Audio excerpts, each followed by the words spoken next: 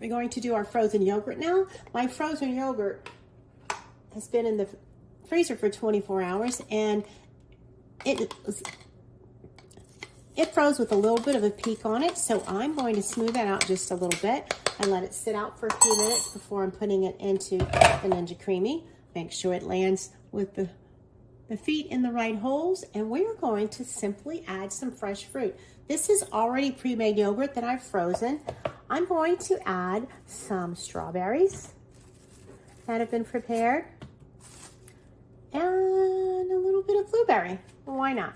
Can do just one or the other or nothing, but it's fun to have berry yogurt. I'll put the top on and carefully select the right option.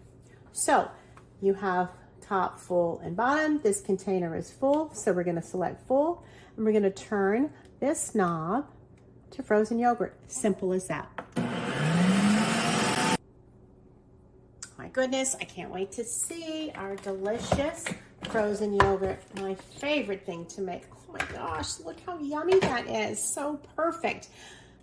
Couldn't help myself to just make strawberry. I made strawberry and blueberry, and oh my goodness. Look how beautiful that is and scrumptious. It is delicious. This is perfection.